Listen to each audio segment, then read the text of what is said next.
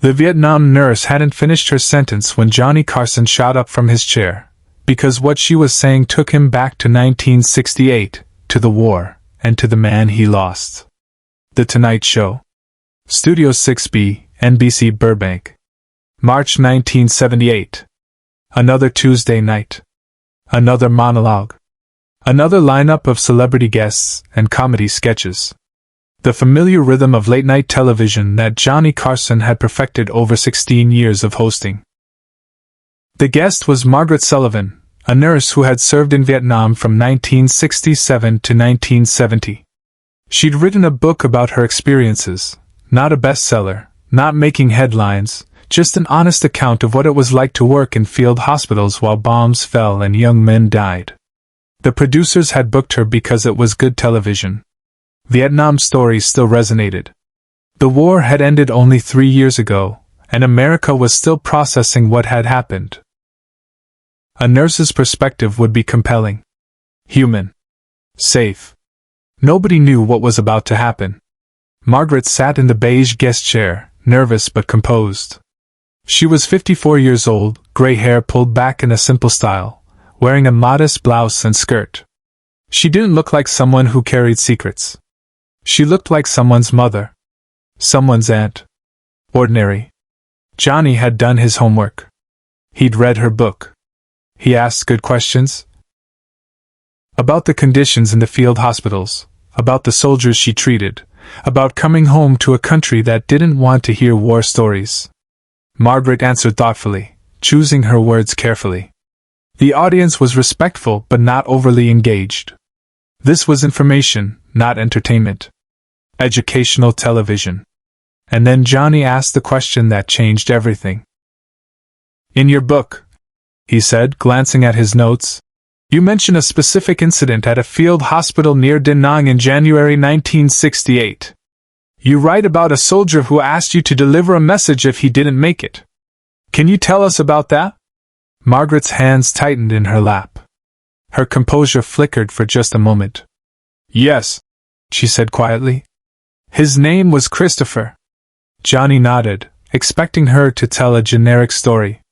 A soldier's dying words to his mother. A message about love and regret. The kind of story that played well on television, sad but ultimately uplifting. But Margaret kept talking.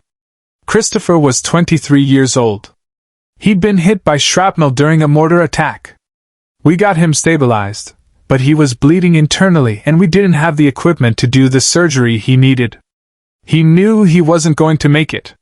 The studio was quiet now. Johnny leaned forward slightly, his professional instincts telling him this was going somewhere important. "He asked me to deliver a message to someone back home," Margaret continued, her voice steady but carrying weight. "Not his parents. Not his girlfriend. He was very specific. He made me promise." "Who was the message for?" Johnny asked. Margaret looked directly at him. "His brother. A man named John." Carson stopped mid-gesture.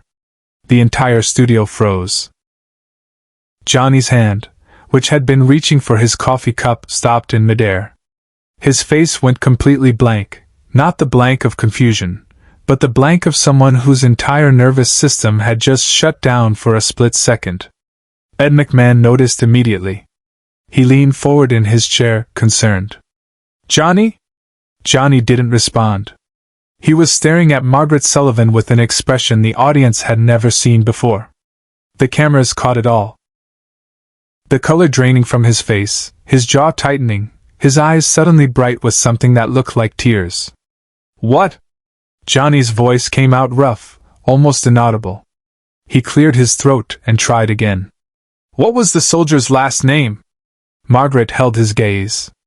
"Carson. His name was Christopher Carson. And his brother John was supposed to be hosting a television show someday. Christopher was very proud of that. He talked about it even when he was dying." The studio erupted in gasps. 300 people suddenly understanding they were witnessing something far beyond a standard interview. The control room went silent. Cameras kept rolling but nobody knew what to do. Johnny stood up. Not carefully, not with his usual grace. He shot up from his chair like he'd been electrically shocked, his hands gripping the edge of his desk so hard his knuckles went white. "Christopher," he whispered. Then louder, "You knew Christopher?" Margaret nodded, tears now streaming down her face. "I held his hand when he died. January 17th, 1968. 3:42 in the morning Saigon time. He asked me to find you. He asked me to tell you something." Johnny walked out from behind his desk. The audience watched in stunned silence as he crossed the stage toward Margaret, breaking every protocol of the show's format. Ed McMahon stood too, instinctively, not knowing what else to do. Doc Severinsen lowered his trumpet. The band went completely silent. Johnny reached Margaret's chair and stopped. He was shaking. Visibly shaking. "What did he say?" Johnny's voice was barely holding together. "What was the message?" Subscribe and leave a comment, because the most powerful part of this story is still ahead. To understand what happened next, you need to understand what happened in 1968. Johnny Carson had a younger brother named Christopher. Chris. 4 years younger than Johnny, always trying to catch up, always looking up to his older brother who had made it out of Nebraska and become somebody in television. Chris had enlisted in the Army in 1966, right after high school. Not because he believed in the war, he wasn't political. He enlisted because he wanted to prove something. To himself. To his father who thought he'd never amount to anything. To Johnny, who had succeeded so spectacularly that Chris felt like he'd always be living in his shadow. Johnny had begged him not to go. They'd had a terrible fight about it. The last conversation they had before Chris shipped out to Vietnam was an argument, Johnny telling Chris he was throwing his life away for nothing, Chris accusing Johnny of being a coward who hid behind jokes while real men fought wars. They didn't speak again. In January 1968, Johnny was in the middle of hosting The Tonight Show, already becoming America's favorite late-night host. He was doing his monologue one night when a production assistant handed him a telegram during a commercial break. The telegram said Christopher Carson had been killed in action near Da Nang on January 17, 1968. Johnny finished the show.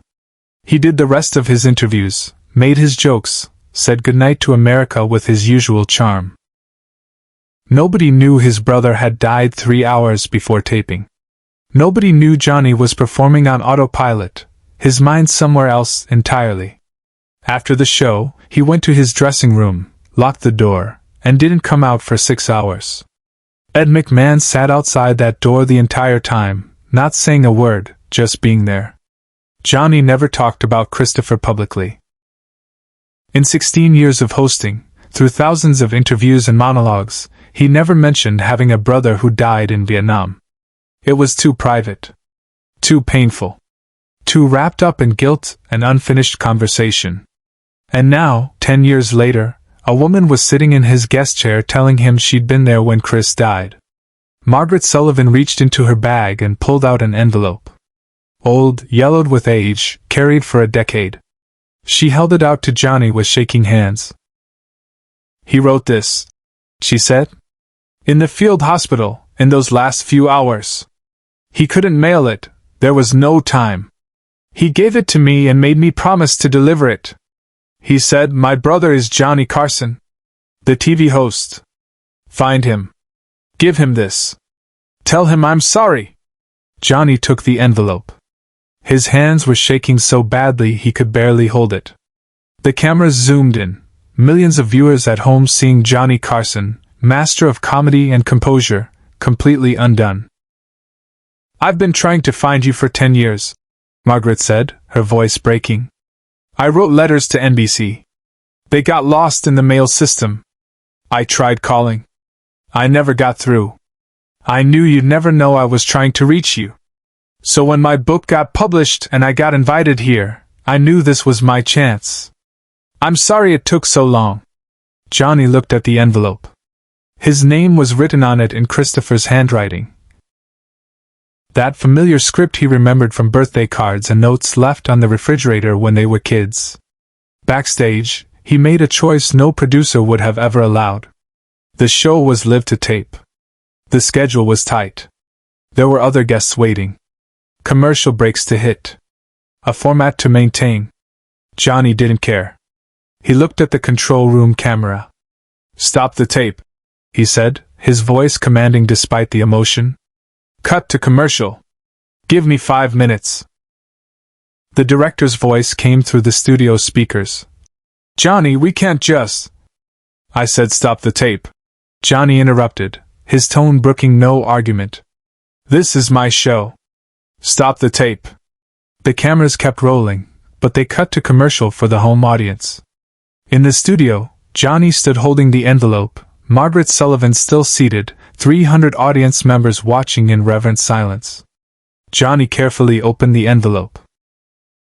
Inside was a single page, written in pencil, some words smudged where water, or blood, had touched the paper. He read it silently. His lips moved but no sound came out. Tears streamed down his face. Ed McMahon was crying. Margaret was crying. Half the audience was crying. Johnny finished reading and looked up. He folded the letter carefully and put it in his jacket pocket, over his heart. "Chris wrote that he was sorry," Johnny said, his voice thick but steady. "Sorry we fought. Sorry he didn't listen. Sorry he left things the way we left them," he said. Johnny had to stop, compose himself. He said he watched The Tonight Show whenever they had a TV at base camp. He was proud of me. He wanted me to know that. Margaret stood up. "He also wanted me to tell you something he couldn't write." In those last minutes, he was struggling to breathe, but he grabbed my hand and made me lean in close. He said, "Tell John it wasn't his fault. Tell him I made my own choices. Tell him to stop carrying this." But this was the moment no one in the studio, nor anyone at home, ever saw coming.